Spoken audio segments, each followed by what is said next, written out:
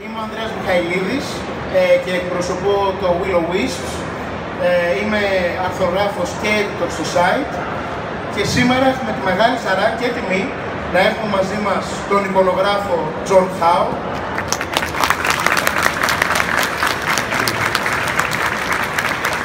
Είναι γνωστός για εξώφυλλα σε οποιονδήποτε γνωστό fantasy συγγραφέα. Έχει κάνει εξώφυλλα για τη Robin Hood, για τον Gabriel Kane, τα εξώφυλλα του Tolkien. Έχει κάνει design για τις ταινίες του Άρχοντα των Δαχτυλιών και του Hobbit και πολλά ακόμα πράγματα.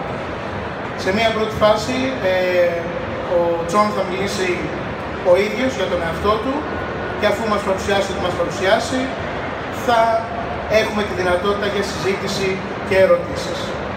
Καλή συνέχεια. You have the floor. Thank you very much for coming. I'd like to say it's a pleasure being here. Because this is a panel, unfortunately I have to talk a little bit about myself, but trust me, I will be brief. And after that, I would very much like to talk about what interests you. So any subjects that you're interested in, any questions you have, please don't hesitate to ask them. For the biography, I was born in 1957 in Vancouver, Canada, where I went to school and at the age of 19 was very ready to leave Canada and see something else. If you're familiar with Western Canada, you will know why I wanted to leave. But I went to Europe for a year in Strasbourg to an American college. After that, I enrolled in the French art school in Strasbourg, where I didn't understand anything because I didn't speak the language. After 3 years I graduated and my future wife and I moved to to Switzerland, where we had a job on animated film, and we've simply stayed there ever since. I've been an independent since 1981, so it's been quite a while. Most of my work is in publishing, although I have worked on a few films that you may have heard of.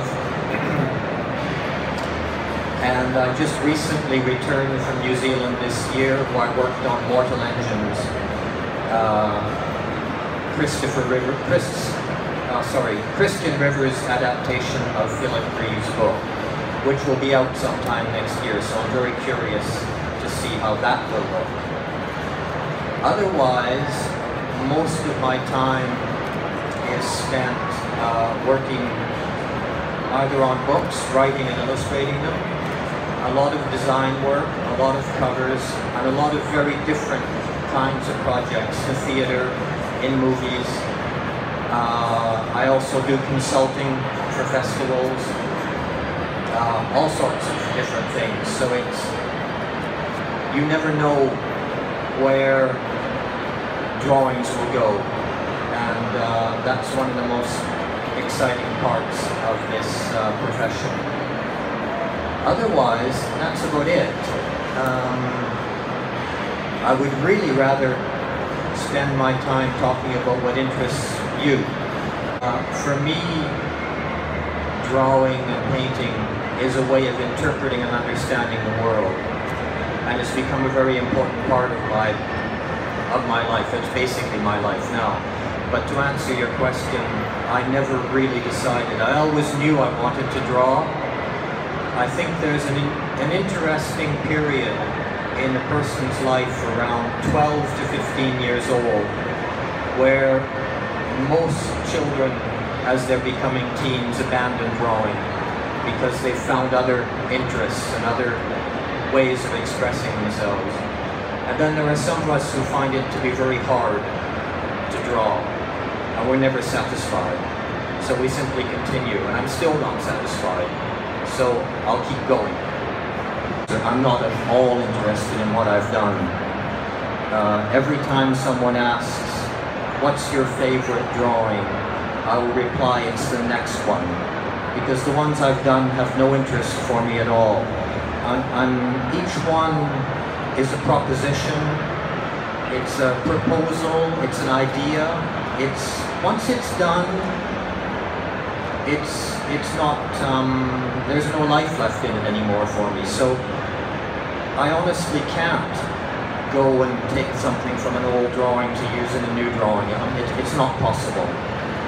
I think that every painting or drawing is 100% potential.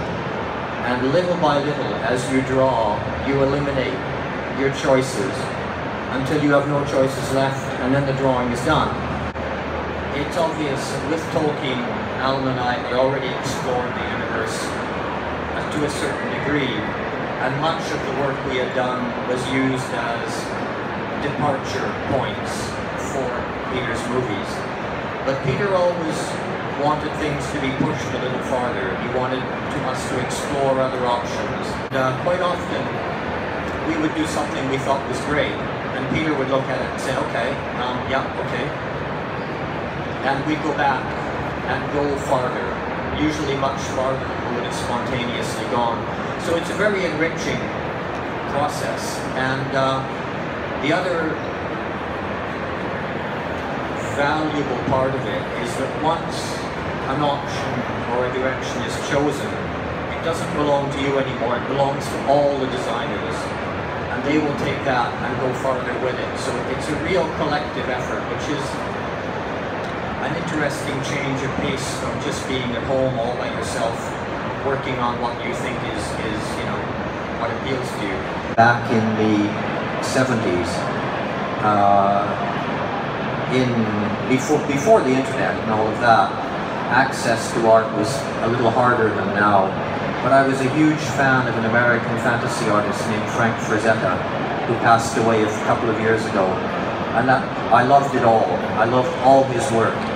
This was even before the Ballantine books that collected his work.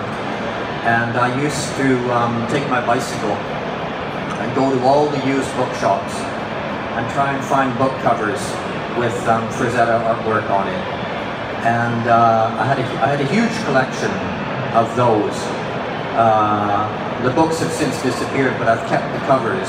And so I was very much inspired by Frazetta's work, also by 4 artists who did a book called The Studio. I don't know if you've heard of that. Bernie Wrightson, Barry Windsor-Smith, Michael Kaluta and Jeff Jones. And that was my introduction to art. And it's only when I arrived in Europe at the end of my teens that I started to discover the real world. And I think that even if art doesn't become a part of a person's life on a professional level, it can become a part of their growing as a human being. And to me, that's very important. But I don't read a lot of fantasy. I really don't. I prefer to read non-fiction.